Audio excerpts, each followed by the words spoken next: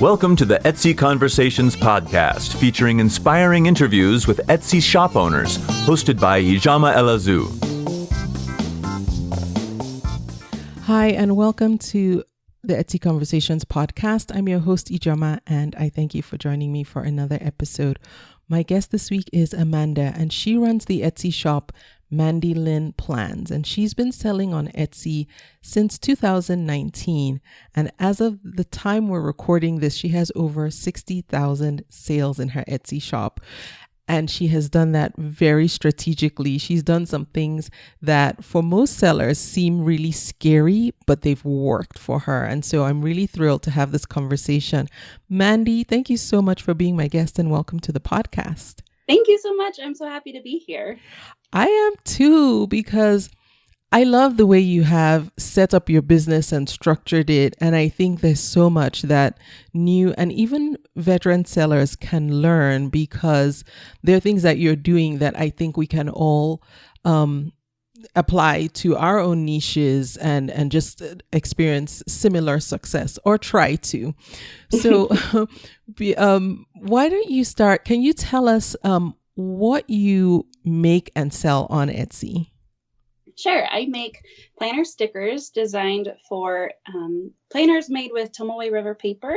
And there are two companies that we make them for. One is Hobonichi, and that's a Japanese made planner. Mm-hmm. There are several different sizes in that line. And then new to this scene, a US-based planner company called Wonderland 222. They now also have 3 planner sizes. And so we've kind of stuck to making stickers for those planners.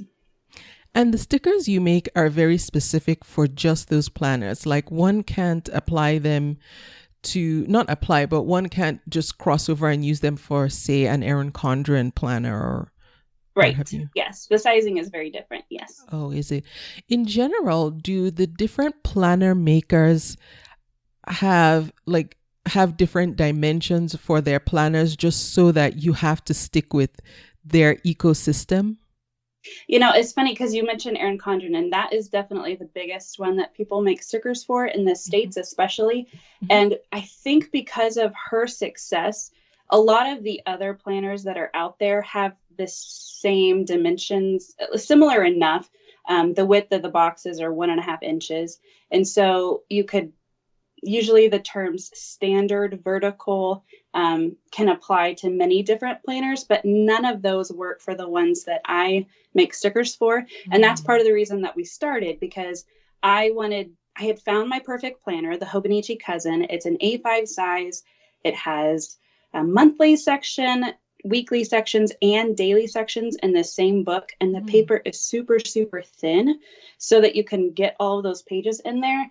And it's just smaller than the Erin Condren. And so I was actually, to get my start, I was putting down Erin Condren stickers because I couldn't find any for the Cousin that I liked. There were a couple of shops making them, but they weren't my style. So I would take an X-Acto knife and a ruler after I laid my sticker down, and I would carefully, and the paper was so thin that, sometimes it would poke through, and I just got tired of doing that. So I was like, I could probably do this myself. And you did. I did. What was the learning curve for you to figure out how to make the stickers?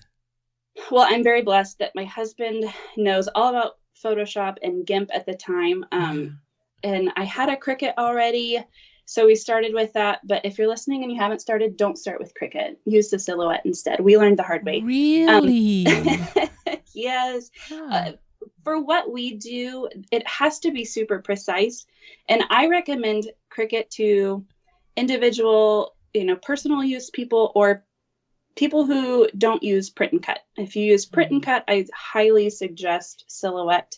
You can hook up multiple machines to one computer. We have 6 running on one computer, 6 running on another computer. And there are just things with Silhouette that you can't do with Cricut. So, yeah, we learned that way. Okay.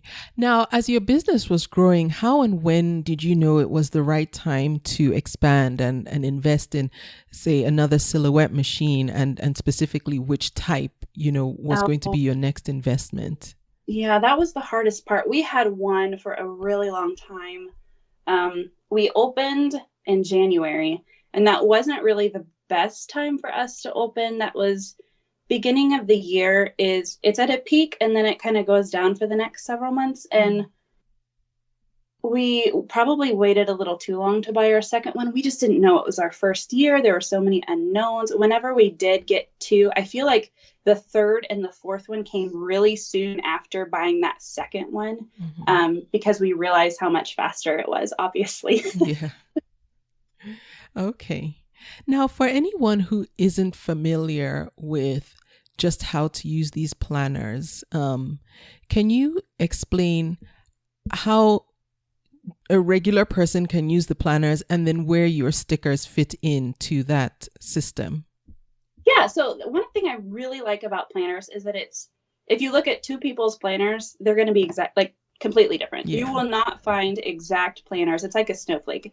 Everybody has a different planning style. And so some people just love pen, and that's great. Or maybe some cute washi tape. We added washi tape into our shop also.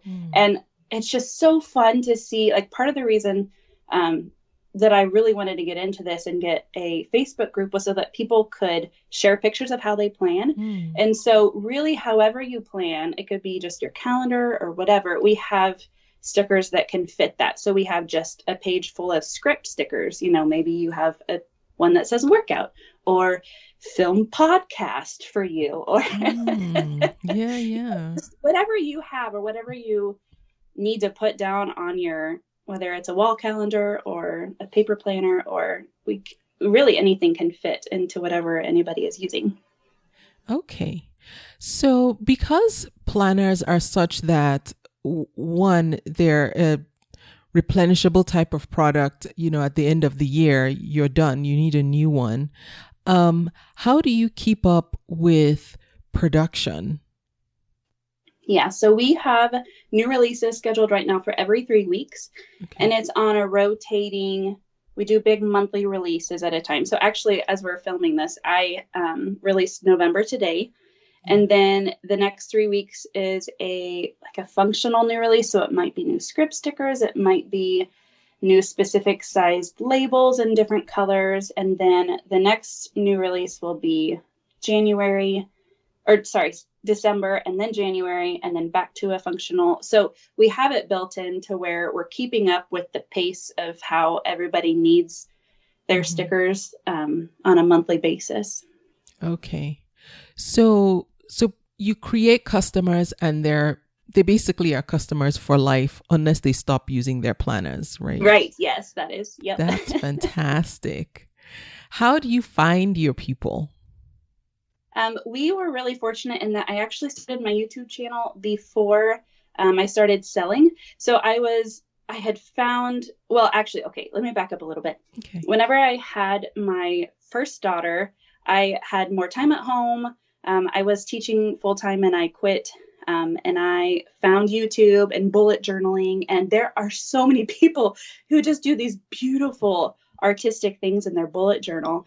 And I was like, wow, I would love to do that. So my husband got me a bullet journal for my birthday, and I started, and I can't draw. I tried, and I was like, oh, I could do a YouTube. I could show people what I can draw. But I was like, this is not YouTube worthy. So another thing about bullet journaling that's nice is that you can change your weekly spread as you go. So if you have 1 week that's really task oriented, you can create a spread for just a big running task list. Or if you have a week that's more appointment heavy, you can have more of an hour by hour schedule. And I found, especially with tracking feedings and everything for my newborn, I liked the hour tracking better. And so essentially what I did was just find the perfect planner for me. And then I didn't have to create the bullet journal spreads every single week and month. So once I found my planner, I wanted to find stickers for them too, because I quickly decided that I can't draw and I'd rather just put a sticker down that's already pretty.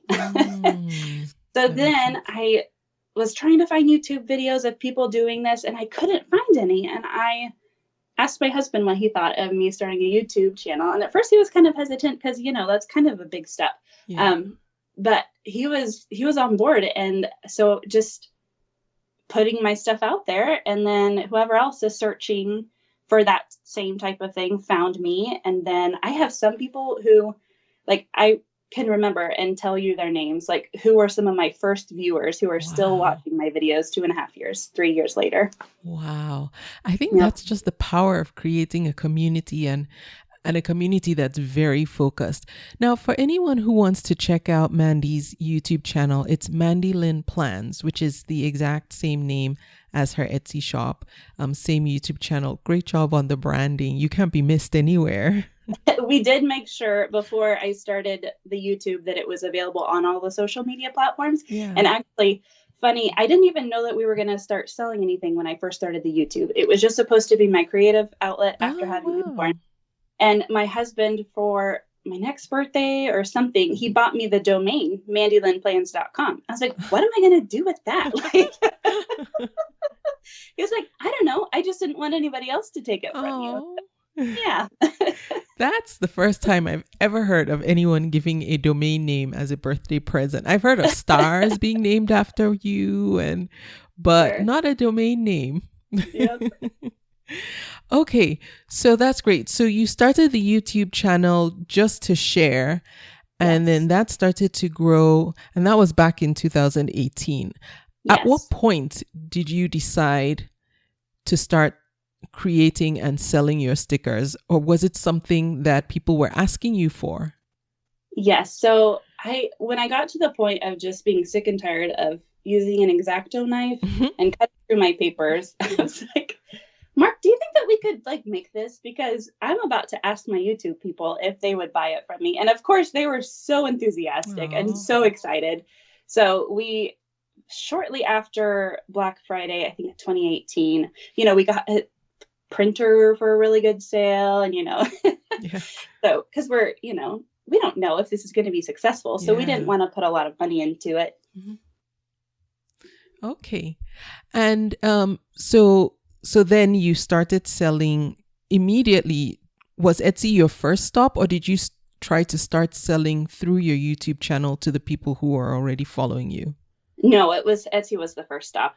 Yep. And we opened, it was actually funny. We didn't do it intentionally, but we went through the process and everything on January 1st, 2019.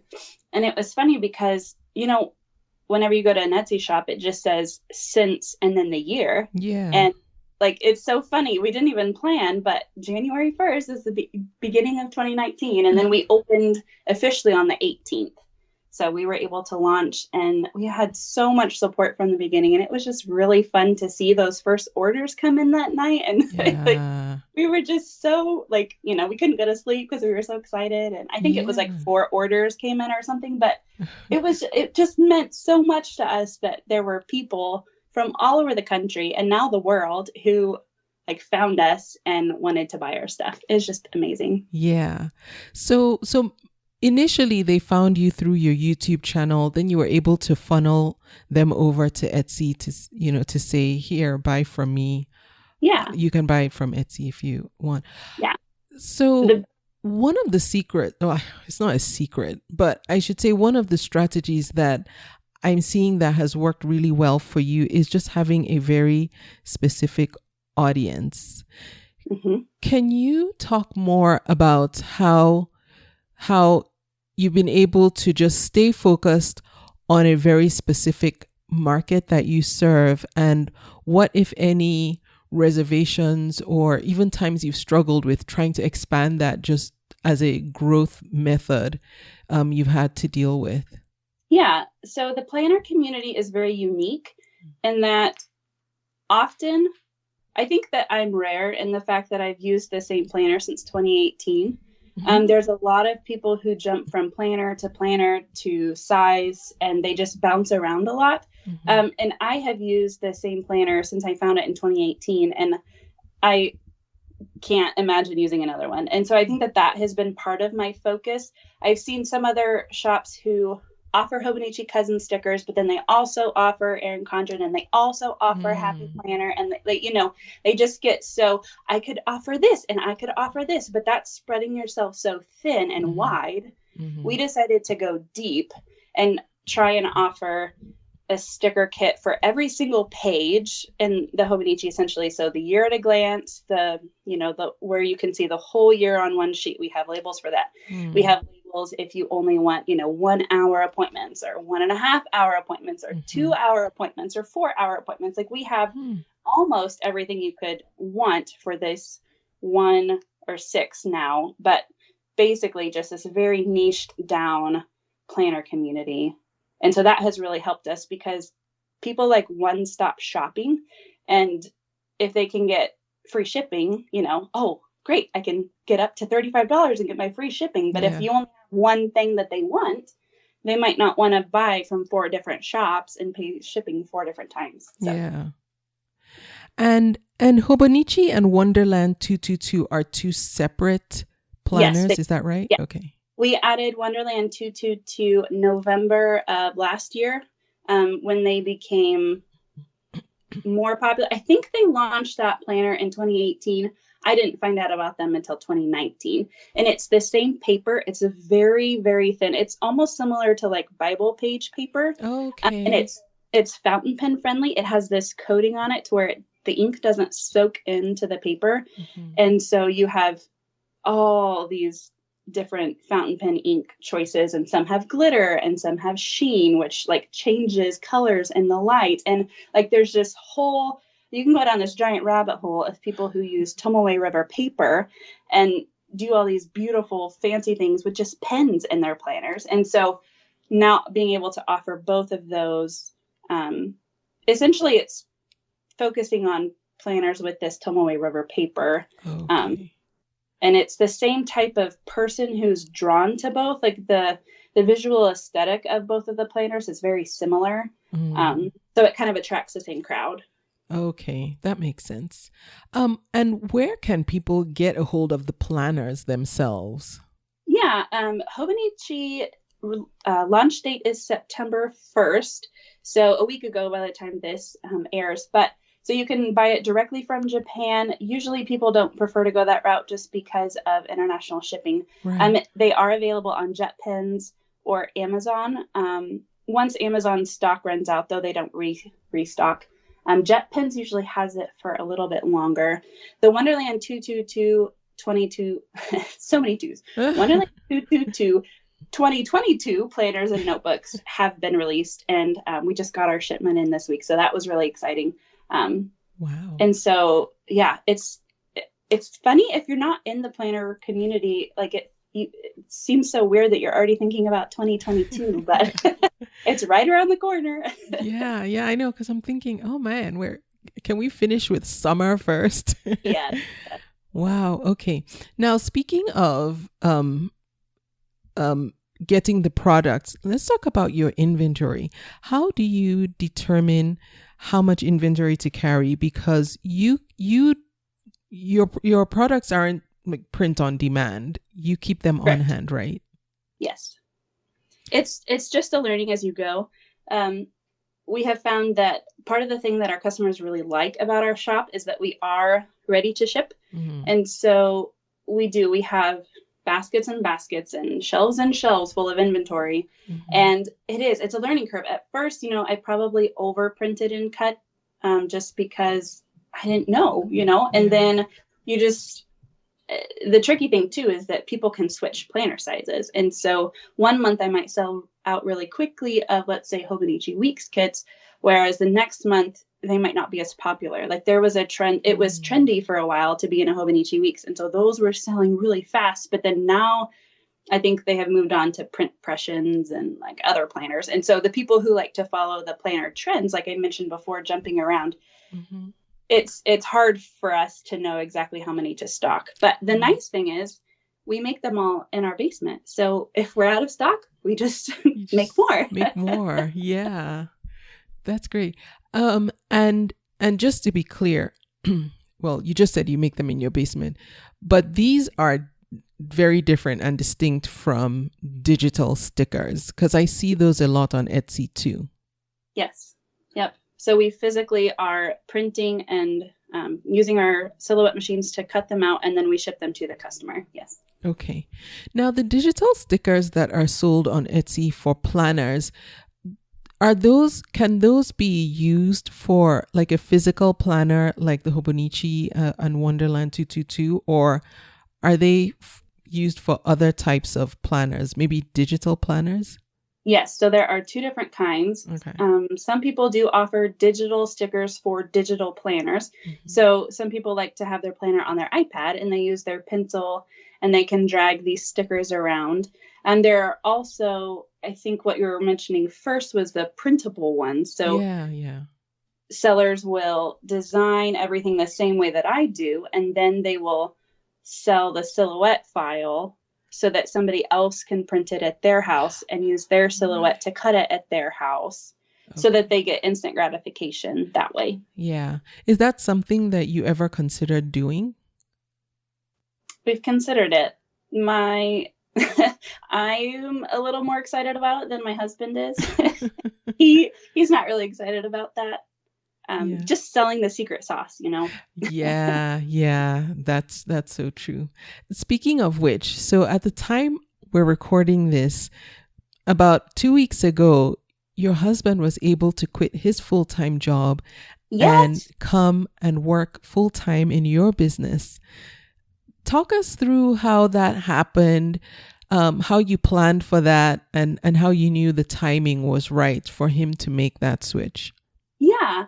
So he has always been extremely involved in everything. From the beginning, he wanted to treat it like it was going to be a successful business. So we started out with an LLC and we started out with all of these like super business heavy things that I wouldn't have done. I would have set it up as a sole proprietor probably if I was doing it all by myself. And so he's very... he was working as an electrical engineer, if that helps you understand his brain a little bit. Yes, that does help. So very analytical. And so that was really helpful. And he taught me how to use Photoshop and how to swap out the designs. He actually is the one that creates the templates for me.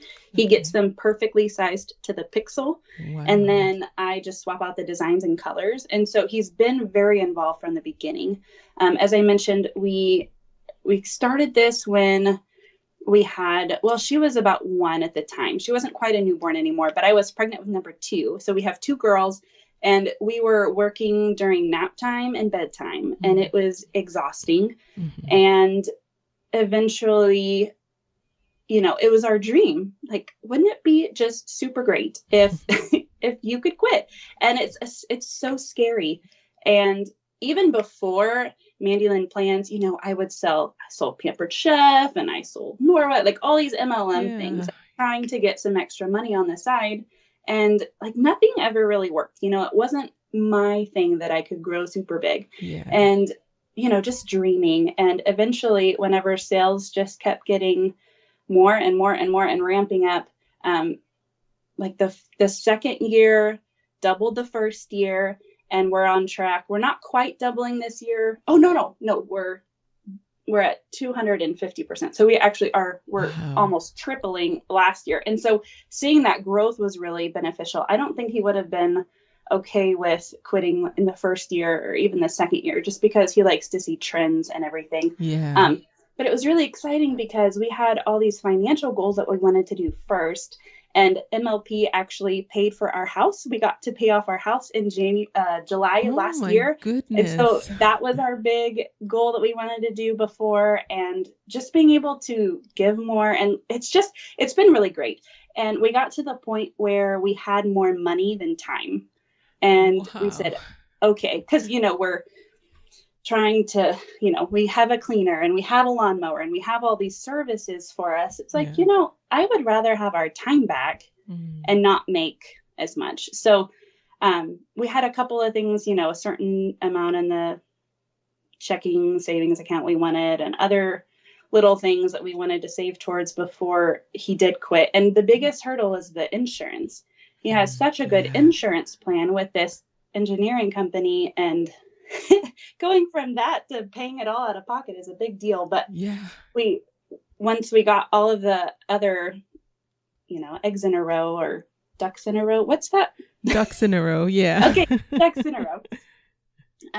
We just decided to take the leap, and we were just tired of having to work so many nights and weekends, and we wanted our time back. And we decided that was better for our family than, you know, having a nicer house or a better car or whatever. So I love the way you just thought the whole thing through and counted the costs and what was important to you as a family as well. Yeah. How does the day-to-day running of your business go? Because in addition to him and you also have a couple of part-time employees. So We do, yes. yeah, how does it all work? What's a typical day? Who does what, when, how, etc.? Yeah, that's a good question. I also teach music part-time. Oh. So that has just started back up. But in the summer, I would be working basically the full, 9 to 5-ish. Mm-hmm. And then, so we would have one part-time employee here one day, and then the other one would come the next day. So it was rare that they both would work the same time. I take care of fulfilling orders mostly. They take care of cutting the stickers. So I will print what I want them to cut that day, and they cut them.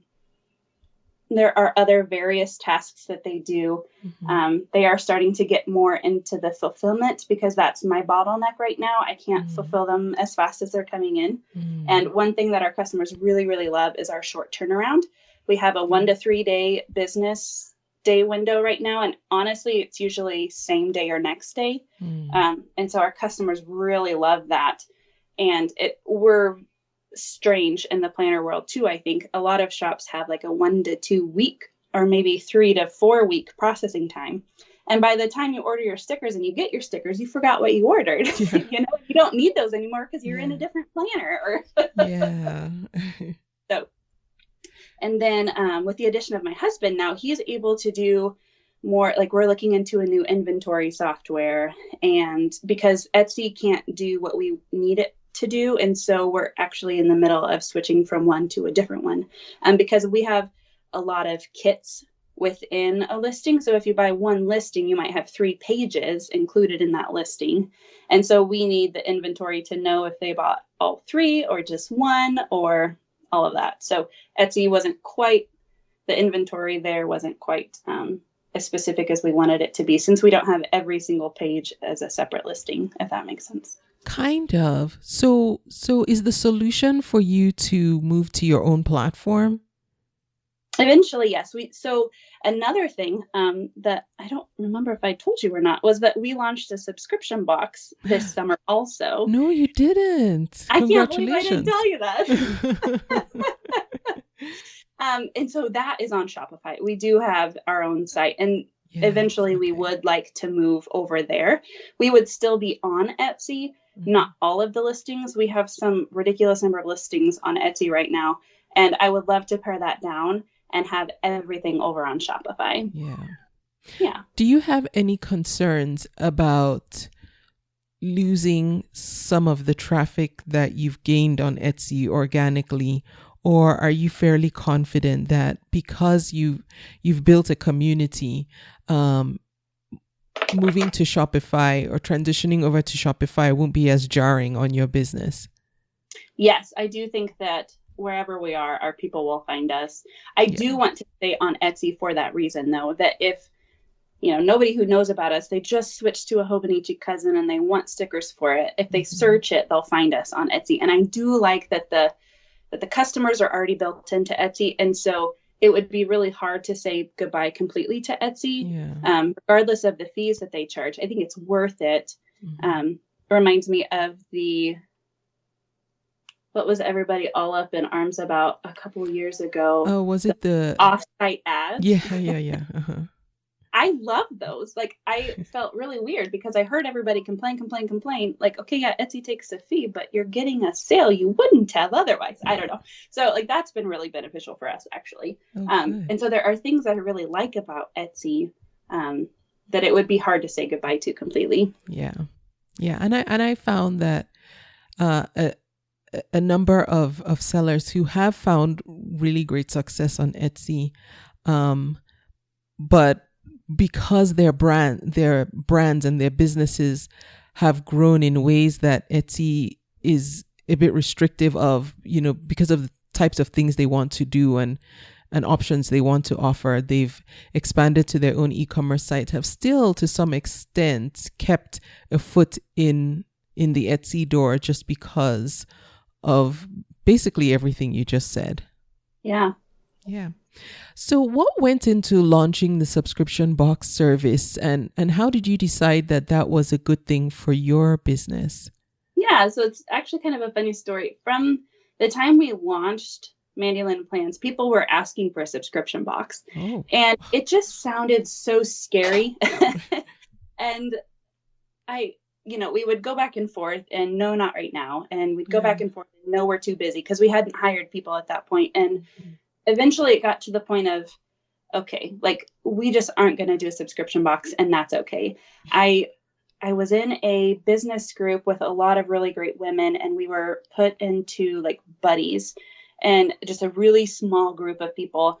And one person, her husband had just quit her job. And I was like, how did you do that? That is our goal. That's our dream. And she said, we have multiple streams of income. And I said, oh yeah. And she was really big onto Amazon, but Amazon wouldn't really work for us. And another gal in the group, that was her whole business, was a subscription box. She makes activity kits for kids. And so I actually subscribe to her, and my daughters love her activity kits. But she was saying that I should really go for the subscription box, especially since our customers have been asking for it, right? Okay. So then she referred me to Sarah over at Launch Your Box, and she is all about helping you start a subscription box. She has a successful subscription box. She has over like 3,000 monthly subscribers and all these great things. So she has been a really great mentor to me. And so I get really excited about things. My husband is more of the thinker. I'm the excitement. I don't think about all the small little tiny details. I just get like, oh, we could do this and this and this and this and this. That's me. And so I binged Sarah's podcast that night, and I went to my husband and said, this is how you're going to quit your job.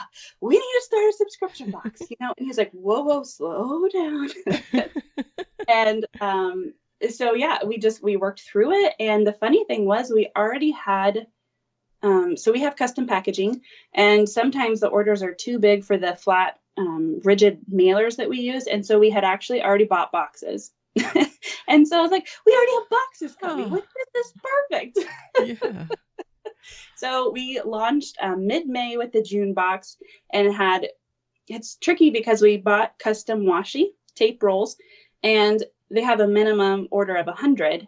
And we're like, okay, well, I guess we'll buy 100. And if only 40 people buy, then we'll have 60 extra rolls, because we wanted it to be exclusive. You can't just buy these things on our website. You have to buy the box.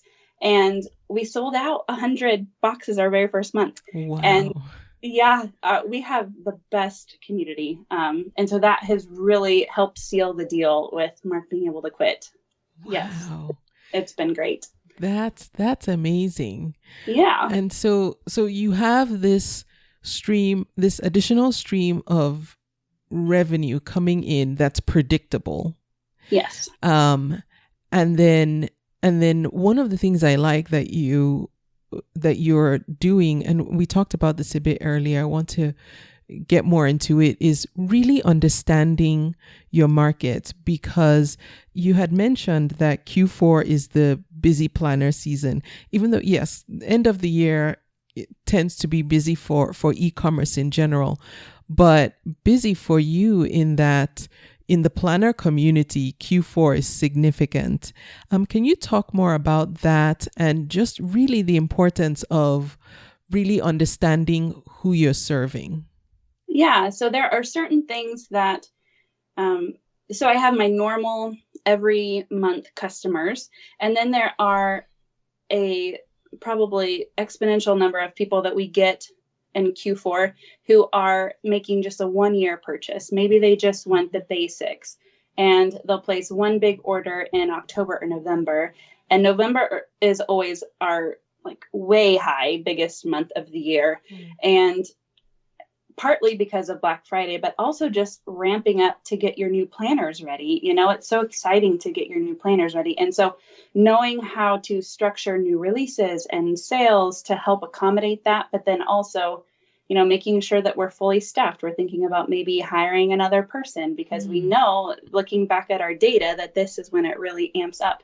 And trying to free myself up to be able to connect more in our groups and be on YouTube more. And a lot of my traffic, I think, comes from my educational videos on YouTube. Mm. I walk you through the planners. I review the planners. I help you decide which size is best for you. My very number one video is which Hobonichi is best for you. And I have the 3 sizes there, and I talk you through what you might use this one for and why you might need a bigger size or a smaller size. And I think that a lot of our customers appreciate that I have spent so much time learning about these planners and being knowledgeable about Hobonichi specifically, but adding Wonderland 222 in it as well. But just since I use the planner myself, and I don't know, I think I'm just able to connect more and understand their needs more towards the end of the year. Yeah. Now, would you say that the customer who subscribes to your monthly subscription is the same as the person who is buying, like say from your Etsy store when you release, like now you have your November well, I don't know if you call it the November box, but your November planner. I'm so sorry. What's the terminology?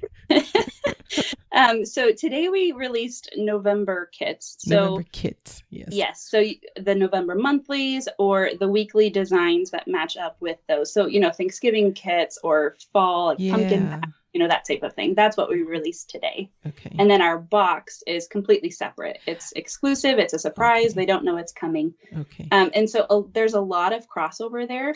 There's a lot of people who buy both because they want everything MLP and they can't stand to miss out on an exclusive design. Yes. There are some people who only buy Etsy because they don't like surprises. I can't please everybody with my designs. I have to pick. And so we've never had anybody say they didn't like a design, but I'm sure it's coming. You can't please everybody. And then it's been 2 years. So far, so good. And then I think we do have some people who are only subscribed to our box and haven't necessarily purchased from Etsy yet. So it's a mix. Okay, yeah. And it makes sense now that you describe it, how there can be crossover because it's the box is exclusive to the subscribers. Let's talk about employees. How do you go about, other than your husband, finding employees to hire? How do you know who the right person is and where do you go looking for them? Yeah, so our team members, so it's kind of funny. There's actually been one woman who helped us get both of our team members. Nice. One is her daughter. She's a senior in high school this year. Nice. And she personally uses a planner and she loves it. And she loves to make things on her Cricut at her house. And so it was a really natural fit for her. And then our other team member is actually a mom of a couple of students who at the school that I teach. Oh, nice. And so the mom of the senior in high school is the principal at my school. And so she knew that this mom was looking for a job and she knew that I was scrambling and wanting somebody to help me out. And so, And so I actually asked her just yesterday if she had anybody else in mind because we're thinking of maybe adding a third. Nice. So basically it's all networking in your community. It is. Yeah. Since our business is in my house, I'm very, my girls are here sometimes. And there's just, I'm very careful about who we let in, especially during COVID, and everything. Mm-hmm. So we haven't opened it up for applications or anything to the public or anything like that. It was really just hand picking, I guess. Yeah. How do you determine, and you don't have to share any numbers, but how do you determine what a good pay rate is to offer? Is it based on the type of work they're going to be doing, or do you just look at what the minimum wage is and then figure it out from there? Yeah. So I wanted them to be excited to come to work. Yeah. So minimum wasn't ever on the table. And one, That makes sense. I get it. Yes, we pay them well. Yes, yeah, for sure. Now, let's talk about, ordinarily, I think I like to ask people how they generate traffic to their store, but we've talked about that for you. I know your YouTube channel is a huge generator of traffic and just growing your community. Are you involved or engaged on any other social media platforms? And if so, which ones? Or is YouTube what you found, what you love, you're sticking with that, and everything else is off the table? I do definitely think that it's important to diversify. We are not everywhere. Like I have never even opened TikTok. I know you talked about that in previous podcasts, but I am in a lot of Facebook groups. I'm in a Facebook group where people who use the Hobonichi cousin are. I'm in a Facebook group for Wonderland 222. And so I'm constantly, answering questions that they have, or posting pictures of my spread, or just being engaged and letting them know that I'm a human and not a robot making these things. So definitely Facebook. We have our private Facebook group, like I mentioned before, but then trying to get better about Instagram. I'm not, my pictures are not the normal aesthetic when you think of like planner pictures on Instagram. And you may not have searched this, but it's a lot of like tans and mauve and like neutral, like, really like, a warm, cozy sweater in the corner. And, and that's not me. Like I'm bright colors all over here and over there. And so I'm not sure that my Instagram really helps me all that much, but I like the stories. So that's fun. Okay. So do you focus mainly on just doing stories on Instagram as opposed to the feed? I try and do at least one in my feed a day, but I don't curate the perfect scrollable feed, or all of that. Just post what I want to. Yeah. I'm the worst with Instagram. So really. Oh man, I had a question for you and it just slipped my mind. Do you ever get into a creative rut, or do you just find that you have so many creative ideas that's never really a problem? Do you mean in trying to decide which like sticker templates to make, or which designs to use? Which designs to use? Yeah, so we're kind of limited in that I don't, design these on my iPad or anything. My hand lettering is actually my hand lettering. I do that on my iPad. But as far as like the watercolor floral designs, we buy those from other Etsy shops. So I love supporting other Etsy shops in that. So I'm kind of limited to what I have some favorites. But, it's been a couple of years now, and they, understandably don't create digital papers as quickly as we consume them, right? Yeah. It's very seasonal is helpful. I just talked about, we released November, and so Thanksgiving and fall and pumpkins. And so it's easier that we have something to kind of narrow down to whenever we design, New Year's or Valentine's Day. Like it's helpful that we have those, but then the longer we do this, it is going to be less and less options out there too. Okay. Oh, Mandy, I remembered what I wanted to ask you. So can we do like an interactive exercise? I don't think I've done this before on the podcast, so you'll be the first. Okay. Because I really like how you niched all the way down. And I think one of the things that some of us as business owners fear is getting really granular, because we fear we're going to miss out on income. Yeah. So I was wondering if we could do an exercise, you and I, mainly you, in helping someone who is listening to this understand how niching down works. And so if we can start from a broad category, and maybe you can walk us through what it would look like to really niche down to a very specific audience that we can then say, okay, this is who I'm going to serve. Does it make sense what I'm asking? Yes, I think so. Okay. So do you want me to pick a broad category, or do you want to pick a broad category? You should probably pick one. Okay. What's common on Etsy? Let's say knitting. So somebody knits, and you can knit anything. Yes. And for anyone, that really is open to the world. So I'm a new seller and I want to sell my knitted goods. How can I niche down to a very specific audience that I serve? Yes. Well, first I would ask you, what you like to knit the most? Let me say hats. Okay, so then maybe knitting a hat for your body first so that you can be maybe a model in your photos, or if nobody buys them, then you can wear them at least, right? Yes. Or maybe you have a very specific yarn. Maybe you hand dye your yarn, or maybe you only buy yarn I don't know much about yarn, but from this specific eco-friendly, is that a thing, like eco-friendly yarn? I'm not sure.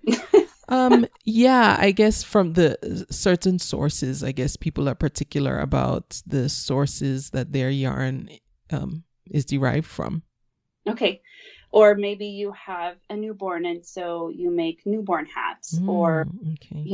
I think that, the further that you can kind of pare it down, and if you're finding that's not working, you can always expand just a teensy bit. You don't want to only make one color and one size of hat, but not trying to do it all for everybody. Okay. How do you know when you've gone too small or too narrow? If that's possible. Yeah, I'm not sure. I think that I probably can't fully answer that because I didn't have to grow my audience organically from scratch. I already had it built in. Yeah. So I never had the wondering if anybody actually really wants Hobonichi cousin stickers, because I already had them telling me that I did, that they did want them. I don't know how to answer that question. Okay, that's fine. That's good. Thank you, though. I like that. Yes. Because I think hopefully that helps someone. One of the things I like that you said in the niching down was it doesn't only have to be by a person. You can niche down by the products you offer. So let's say you want to make hats. It doesn't necessarily only have to be women's hats. Maybe you can make men, women, and children, but how you narrow that down is on the type of wool or yarn that you use. Maybe you have a very specific color scheme that you're known for, etc. So there are other ways to niche down other than just, a person. That's true, because maybe a family wants matching hats, Yeah, exactly. And they're very into, I don't know, vegan yarn. I don't even know if there's such a thing as vegan yarn. I don't either. I think all yarn comes from sheep, right? Can't be vegan. So. Mandy, what advice would you have for a veteran seller who is hitting a wall and their business is not growing, it's not expanding? What would you tell that person to try and get them past this roadblock? Yeah, that's tough. I think that not being afraid to diversify, maybe try Amazon, maybe try subscription box. I think that subscriptions, and maybe if it's not a physical box, I think that more people should consider a subscription, whether it's digital products, whether it's a membership group on Facebook. I mean, there are so many ways. I mean, I have heard of people having decluttering Facebook groups where somebody pays to learn how to declutter their house. I mean, there are so many. Wow. Yeah, I feel like subscription models can be so beneficial and helpful in any business if we kind of open our, get outside the box. It doesn't have to be a physical box that is sent, but just how can I get that reoccurring revenue? And we lose people every month. I mean, people switch planners or whatever, but there's always new people to fill their spots. And so I think that memberships can be a really helpful tool, the monthly subscription, or even, maybe quarterly subscription or something if you have bigger products or bigger offerings. I think that can be really, really helpful. I love that idea. And I think it's one that isn't recommended often enough amongst Etsy sellers is doing something like that where you create some type of recurring revenue for yourself and offer like a subscription service or monthly or, like you said, quarterly type of thing. Because I think a lot of sellers, we get stuck in the selling one and done mentality when, there's so many other ways to grow and expand. So thank you for sharing that. Yeah. And it's scary too, because you don't know. I mean, it's fear of the unknown. Yeah. You've never tried something like that. And there's so many things you have to figure out before you can do that. Yeah. Yes. Are there any tools or resources that you have found particularly helpful in helping you grow and scale? I know you mentioned Launch Your Box, the service. I think you said it was Sarah who runs it. Yeah. Yep. Any others that you found particularly helpful? So the first business group that I talked about where I found my buddies, and that is Business Boutique Academy with Christy Wright. I know it. Yes. Yeah. Okay. So that's the Business Boutique Academy. So, and for anyone who doesn't know, I believe it's a monthly subscription. It is. I don't know what it looks like on the inside. I'm just aware of it. Yeah. So I think it's a 6 month, you pay for 6 months at a time. Okay. And she comes on and does a monthly live with us, and she sends out weekly emails, and she forms us into buddy groups.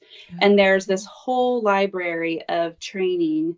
You can search literally anything you want to know more about. And it's a pre-recorded video of her explaining in detail the steps to get an LLC, the steps to get, anything that you need in your business. So, wow. Yeah.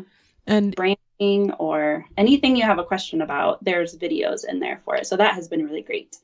Do they have trainings that touch on tech? Like, let's say you want to start a YouTube channel or learn how to grow a following on Instagram.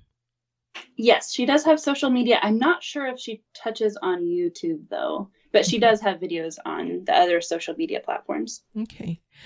Would you say that the Academy is good for new business owners or people who already have established businesses and they're looking to expand? I think it's good for both. It's geared a little bit more towards beginners, people who maybe have an idea but haven't done anything yet, because it's also scary. Back to the fear of the unknown. And so for a lot of it, she walks you through the basic stuff. So when I joined, I had already done, I think I just jumped right past, and I'm on stage 4, I think, of the 4 stages. But then whenever you start something new, like a subscription box, I went back on some of the videos that I had already done for my Etsy shop, but it was different than a subscription box. So we had to learn all these things again. So it was really helpful in that way. Okay, cool. And so the ladies that you connected with were through that particular group. That's how you found them. Yes. And it was fun because she encouraged us there's also a Facebook group to go with it. And so she encouraged us to just post, I'm looking for a buddy. I'm an Etsy shop owner and I would love to be buddied with other Etsy shop owners. And so I had 8 or 9 people comment. And so we're in like a big group, but then I kind of paired off with a couple of them. And so we have our own conversations going, which is really helpful. Very nice. Very cool. Okay. So I will link to the Business Boutique Academy, and it's run by Christy Wright. Yeah. And Launch Your Box as well. So anyone who wants to check them out can go ahead and check them out and see if perhaps you're ready to if you are ready to grow your business and need some extra tools and backup. That's the way to go.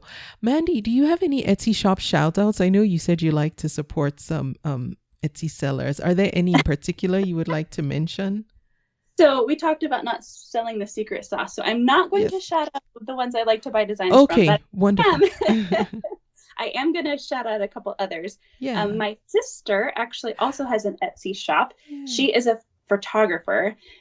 She does beautiful landscape photography. We live in Kansas, and so she has a lot of really pretty sunflower patches and storm pictures, but also when she travels, she has a lot of Colorado mountain pictures and Alaska pictures. It's beautiful. So her shop is A Renee Photo, and Renee is spelled Renae. So it's a little bit different. Okay. So it's Renae Photo. Wonderful. Okay. Yeah. I'm guessing her name is Renee. Yeah, Amy Renee. Yep. Okay.